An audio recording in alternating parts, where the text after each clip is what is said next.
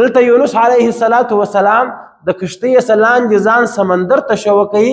هلته د الله سبحانه وتعالی په امر یو ډیر غټ ماهی رالی چې خوله یې وازه کړې وه او حضرت یونس علیه السلام ولویدو ته انتظار و چې هغه به کله سمندر ته ځان راواچوي. کله چې یونس علیه السلام الحمد لله رب العالمين والصلاة والسلام على أشرف الأنبياء والمرسلين أما بعد. السلام عليكم ورحمة الله وبركاته.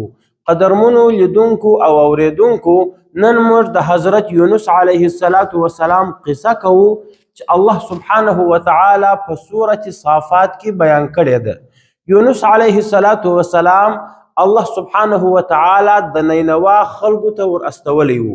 نینوا د موصل په ښار کې یو مشهوره مقام دی و دغه مقام او دغه کلی او دغه علاقې ته الله سبحانه وتعالی یونس علیه السلام پیغمبر او رسول راستولی و. یونس علیه السلام دی ته 2 کاله مسلسل د ایمان دعوت ورکي او دی ته دا ویل چې تاسې د بوتانو عبادت مه کوئ، تاسې د یو الله سبحانه وتعالی عبادت شروع کړئ. دغه د نینوا د ښار انسانان چې تقریبا الله سبحانه وتعالی د دې تعداد در 1 لک زیات شوولی دی، دغه د ښار او دغه نینوا خلکو د یونس علیه السلام خبره نه منل، د هغه د دعوت څخه انکار کوي او د الله سبحانه وتعالی عبادت یې نه کاوه، د بوتانو عبادت یې کاوه. کله چې یونس علیه السلام د دې د ایمان راوړلو څخه مایوسه سو او د یونس علیه السلام خبره نه منل، نو یونس علیه السلام د الله سبحانه وتعالی په حکم او امر دې ته وویل چې ای زما د قوم انسانانو، پر تاسې باندې به ستاسې د کفر او شرک په وجه په 3 ورځې دننه کې د الله سبحانه وتعالی عذاب راسي.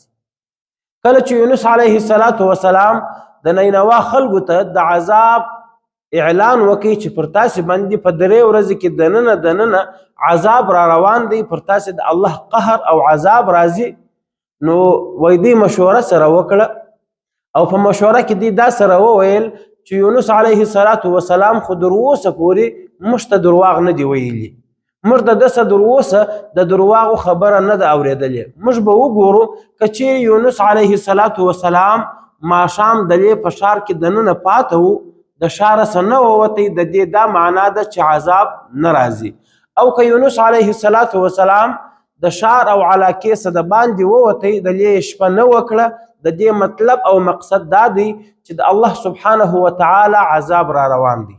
وی کله چې شپه راله، حضرت یونس علیه السلام د الله سبحانه وتعالی په امر باندې د نینوا د ښار او د نینوا د علاقې او کلي څخه د باندې ووتی. کله چې سهار سو، ورځ راله، د نینوا پر علاقه باندې تورې ورېځې رالې، تور دودان راله او هغه ورېځې د اسمانه څخه لاندې د دوی وچتو او د دوی و خونو او کورو ته راورسېدل. دوی لیدله چې د اسمان پر مخ باندې تورې ورېځې دي، دودان دي او یو توره شپه پر دوی باندې راله. نو دوی د الله سبحانه وتعالی د عذاب څخه وبېرېدل او دوی اراده وکړه چې توبه وکاږي او ایمان راوړي او حضرت یونس علیه السلام د الله رسول او پیغمبر ومني. دوی تلاش وکړي چې حضرت یونس علیه السلام پیدا کی او د هغه پر لاس باندې مؤمنان سي، مسلمانان سي. خو کله چې حضرت یونس علیه السلام نه کوي پیدا، نو دوی خپله استغفار شروع کړي، توبه یې شروع کړه، الله سبحانه وتعالی ته بغاري او زاری شروع کړلې او در دې اندازې پورې چې دوی ټول د کلي څخه د باندې و یو هوار میدان ته ووتل، خپل زنانې، خپل ماشومان او حتی خپل حیوانان هم ورسره وایسته او په هغه میدانه کې دوی ټولو په یو وار باندې الله سبحانه وتعالی ته ژړاوې شروع کړې چې ای پروردګاره، موږ ستا د قهر او عذاب څخه پناه غواړو، ته موږ ته عفو وکړه، ته موږ ته بخښه وکړه، ته موږ ته معافي وکړه.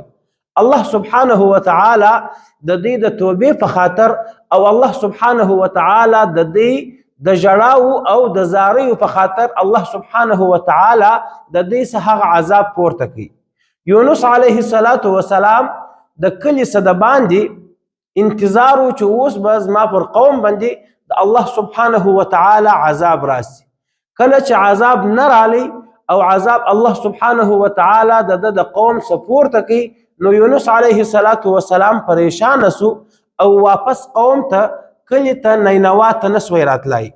دا بیره ورسره پیدا سوه چې ما خو د قوم انسانانو ته ویلي وه چې پر تاسې باندې د الله سبحانه وتعالی عذاب راځي او پر تاسې عذاب نه رالی. نو یونس علیه السلام څه دا بیره پیدا سوه که چیرې زه ښار او کلي ته ورسم نو دوی به ما قتل کړي، ځکه په هغه وخت کې د دې خلکو اصول دا وه، د دوی د ملک او د دوی د ښار قانون دا و چې چا به درواغ وویل هغه به قتل کېدی. چا چې به درواغ وویل او پر هغه خپله خبره به یې شاهدان نسوی راوستلی نو دوی به هغه انسان قتلوي. نو یونس علیه السلام هم د الله یو انسان و، یو بنده و، هغه هم د بیرې په خاطر باندې د دوی سولاړې او د بحر روم وغاړې ته ایزان ورسوي. هلته یې وکتل چې د بحر روم پر غاړه باندې یو کشتۍ د انسانانو ډکه ده. یونس علیه السلام هم و هغه کشتۍ ته وروختی. کله چې کشتۍ ته وروختی هغه د کشتۍ خلکو حضرت یونس علیه السلام وپیژندی چې دا د الله پیغمبر او د الله رسول دی. نو حضرت یونس علیه السلام بیله کرایې په هغه کشتۍ کې سپور کړي. کله چې کشتۍ روانه سول او د دریاب او د بحر مابینځ ته ورسېدل د الله په قدرت هغه کشتۍ ودرېدل، نه مخته تله نه شاته تلل. د کشتۍ خاوندانو د کشتۍ وسواریانو ته وویل چې زموږ د کشتۍ د الله په امر باندې دا شان دی چې کله زموږ په کشتۍ کې یو ګناهکاره انسان سپور سي یا زموږ په کشتۍ کې یو داسې غلام سپور سي چې هغه د خپل مالک څخه تښتېدلی نو بیا دا زموږ کشتۍ د الله په امر باندې ودرېږي، نه مخته ځي نه شاته ځي. بیا یې دوی ته اعلان وکړي چې په تاسو کې چې هر څوک راتښتېدلی دی د خپل بادار بې اجازې او یو ګناهکاره په تاسو کې سته، هغه دې د کشتۍ څخه شوسي، هغه دې د خپل ځان په خاطر دا ټول خلک نه غرقوي. حضرت یونس علیه السلام دې ته وویل چې هغه سړی زه یم، زه د خپل پروردګار بې اجازې د الله د حکم بغیر د خپل قوم سره رالم، ما د کشتۍ څخه شوه کړي. کله چې هغه انسانانو حضرت یونس علیه السلام ولیدی چې هغه وایي زه د خپل پروردګار بې اجازې راغلی یم، د خپل پروردګار د حکم بغیر راغلی یم، ما د کشتۍ څخه لاندې ایله کړي، نو دوی د دې خبرې څخه انکار وکړي. دوی دا نه غوښته چې یونس علیه السلام د کشتۍ څخه لاندې په بحر او سمندر کې ایله کړي. مفسرینو لیکلي دي چې بیا دوی اسکه سره وکړه، بیا دوی قرعه واچول، قراندازي یې سره وکړه. د الله په قدرت په هغه قراندازي کې د حضرت یونس علیه السلام نوم راووتی. بیا یې دوهم وار قراندازي وکړه، په دوهم وار کې بیا د حضرت یونس علیه السلام نوم راووتی. بیا یې دریم وار قراندازي وکړه، په دریم وار کې بیا د حضرت یونس علیه السلام نوم راووتی. کله چې دریم وار هم د نوم راووتی نو یونس علیه السلام اراده وکړه چې د کشتۍ څخه لاندې ځان سمندر ته ورشوه کړي. دلته یونس علیه السلام د کشتۍ څخه لاندې ځان سمندر ته شوه کوي. هلته د الله سبحانه وتعالی په امر یو ډیر غټ ماهی رالی چې خوله یې وازه کړې وه او حضرت یونس علیه السلام ولویدو ته انتظار و چې هغه به کله سمندر ته ځان راواچوي. کله چې یونس علیه السلام سمندر ته ځان ورایله کړي، هغه ماهی د الله سبحانه وتعالی په امر باندې یونس علیه السلام یوه ګوله کړي او یو وارې په یپله یې ژوندی تیر کړي. الله سبحانه وتعالی ماهی ته در دې مخکې امر کړی و چې یونس علیه السلام تا ته را روان دی، هغه ستا غذا نه ده، هغه ستا خوراک نه دی، بلکې ستا نس موږ د هغه لپاره یو مسکن جوړ کړی دی. کله چې یونس علیه السلام د ماهی ونس ته وردننه سو نو یونس علیه السلام الله سبحانه وتعالی تسبیح شروع کړه، الله سبحانه وتعالی ته توبه شروع کړه او دغه ذکر یې شروع کړي چې لا اله الا انت سبحانك انی كنت من الظالمین. عبدالله ابن مسعود رضی الله عنه فرمایي چې حضرت یونس علیه السلام 40 ورځې مسلسل د مایې په نس کې وو. دا مایې به په حضرت یونس علیه السلام باندې سفر کوي او حضرت یونس علیه السلام به د سمندر بالکل بیخ ته ورسوي، بیا به یې راپورته کوي او د سمندر ډیرو لیرو علاقو ته به یونس علیه السلام یوړي. کله چې 40 ورځې پرسولې بیا د مایې د الله سبحانه وتعالی په امر باندې یونس علیه السلام د سمندر غاړې ته راوړي او پر یو داسې میدان باندې یې وغورځوي چې هغه بالکل هوار میدان و، نه پر هغه باندې درخت ول، نه پر هغه باندې یو شنګیا وه. په هغه اوار او صفا میدان کې یونس علیه السلام وغورځوي.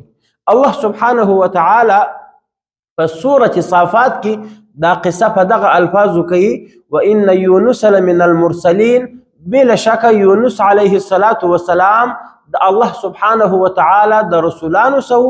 اذ ابق الى الفلك المشحون، کله چې دی وتښتېدی و هغه ډکې کښتۍ ته. فساهم، کله چې کښتۍ د سمندر مابینځ ته ورسېدل نو دوی قراندازي سره وکړه. فکان من المدحضین، دی په هغه کسانو کې رالی چې کم کسان مغلوبه وه، یعنی د ده نوم په قراندازۍ کې راووتی. فالتقمه الحوت، کله چې یونس علیه السلام سمندر ته ورلسو نو ماهی دی یوه ګولکۍ وهو ملیم، د پر خپل ځان ملامتیا ویل چې زه د الله د حکم بغیر د خپل قوم سره ووتلم. الله سبحانه وتعالی فرمای: فلولا انه كان من المصبحین، کچیرې یونس علیه السلام د مایې په نس کې تسبیح نه وی ویلی، زما سه بخښنه نه وی غوښتې، استغفار یې نه وی ویلی او دغه ذکر یې نه وی کړی چې هغه ذکر لا اله الا انت سبحانك انی كنت من الظالمین دی. که دغه تسبیح نه وی بیان کړی، الله سبحانه وتعالی فرمایي للبث فی بطنه الى یوم یبعثون، نو یونس علیه السلام به در قیامت پورې د مایې په نس کې وای او د مایې نس به د ده لپاره قبر جوړ سوی وای. مفسرینو لیکلي دي وایي د افتونو او مصیبتونو او غمونو په لرې کېدو کې د تسبیح او استغفار ویل یو خاص اهمیت لري. که یو څوک غواړي چې زما څه غمونه لرې سي، زما څه مصیبتونه لرې سي، زما څه بلاوي او افتونه لرې سي، نو هغه دي د الله سبحانه وتعالی پاکی ډیر بیانوي او هغه دي استغفر الله العظیم ډیر وایي. نو الله سبحانه وتعالی به د ده څه غمونه مصیبتونه افتونه بلاوي لرې کړي. او مفتی محمد شفیع عثماني صاحب رحمه الله لیکلی دي چې د بزرګانو څخه دا خبره را نقل ده چې که چیرې یو قوم باندې یو عذاب راسي یا پر یو کس باندې د الله یو مصیبت راسي، یو فتنه راسي، یو انسان په یو امتحان کې گرفتار سي، نو که څوک دغه ذکر چې لا اله الا انت سبحانك انی كنت من الظالمین دی، که څوک دغه ذکر 1,25,000 واره ووایي، الله سبحانه وتعالی به د دغه ذکر او د دغه کلمې په برکت باندې هغه مصیبت لرې کړي، هغه غم او تکلیف به د ده څه لرې کړي. او د ابو داود شریف حدیث دی، د حضرت سعد بن وقاص رضی الله عنه څخه روایت دی. هغه وایي پیغمبر علیه السلام وفرمایل چې کومه دعا چې حضرت یونس علیه السلام د مایې په نس کې وویل چې هغه دغه دعا او دغه کلمه ده لا اله الا انت سبحانك انی كنت من الظالمین. د الله رسول وایي هر مسلمان چې دا دعا د هر مقصد لپاره ووایي، الله سبحانه وتعالی به د هغه مقصد ورپوره کړي او الله سبحانه وتعالی به د هغه دعا ورقبوله کړي. نو کله چې یونس علیه السلام د مایې په نس کې دغه ذکر شروع کړي، الله سبحانه وتعالی فرمایي فنبذناه، دی موږ راوغورځوئ د هغه مایې د نس بالعراء، پر هغه هوار میدان باندې چې پر هغه باندې نه درخت وه نه شنګیا وه، وهو سقیم، کله چې دی د ماهي د نس راووتی دی رنځور و، ځکه د مایې په نس کې 40 ورځې او 40 شپې تېرې کړې وې، هلته نه هوا وه نه یو صحیح موسم و نه خوراک و. نو کله چې یونس علیه السلام د مایې د نس راووتی او پر هغه اوار میدان باندې مایې دی وغورځوئ، نو دی رنځور او ناجوړه و. الله سبحانه وتعالى فرمای وانبتنا عليه شجرة من یقطین، موږ پر ده باندې یو داسې درخت راشنه کړه چې هغه تاک والا درخت ول، هغه یو درخت و، موږ پر ده راشنه کړه د هغه درخت په پاڼو کې یونس علیه السلام خپل ځان پټ کړي. کله چې یونس علیه السلام په هغه پاڼو کې د هغه درخت په پاڼو کې ځان پټ کړي، مفسرینو لیکلي دي چې الله سبحانه وتعالی په خپل قدرت باندې د حضرت یونس علیه السلام د حفاظت لپاره او د بدن د لمر څخه د ساتلو لپاره الله سبحانه وتعالی دته د کډو یو بوټی راشن کوي چې د هغه ډېرې غټې پاڼې ولې. دغه د کډو په پاڼو کې یونس علیه السلام خپل ځان پټ کوي. بیا به الله سبحانه وتعالی په امر باندې دته یو ځنګلي او غرنی بزه راتلل، هغه به دته درېدل، یونس علیه السلام به د هغه بزې شیدې رودلې. دغه یې خوراک او غذا وه او هغه کمره او د اوسېدو ځای و چې الله سبحانه وتعالی د کډو د درخت پاڼې د ده دپاره یو کمره او د حفاظت ځای وګرځوي. الله سبحانه وتعالی فرمایي ارسلناه الى 100,000 او یزیدون، ما یونس علیه السلام و 1,00,000 کسانو ته یا در 1,00,000 زیاتو کسانو ته واستوي. یعنی که هغه بالغان او هغه عاقلان شمار کې هغه 1,00,000 کسان و او که ماشومان هم ورسره شمار کې نو د ده د قوم انسانان در 1,00,000 هم اوښتل. فآمنو، کله چې بیا دوی یونس علیه السلام د دې عذاب د واپسېدو وروسته پیدا کړي نو دوی پر یونس علیه السلام ایمان راوړی. الله سبحانه وتعالی فرمای فمتعناهم، موږ دوی ته وخت ورکوي، موږ دوی ته چانس ورکوي، موږ دوی ته په زندګي کې د خوند اخیستلو موقع ورکړه الی حین، در یو زمانې پورې. دا و د حضرت یونس علیه السلام قصه چې الله سبحانه وتعالی په سورة صافات کې بیان کړې وه. واخر دعوانا ان الحمد لله رب العالمین.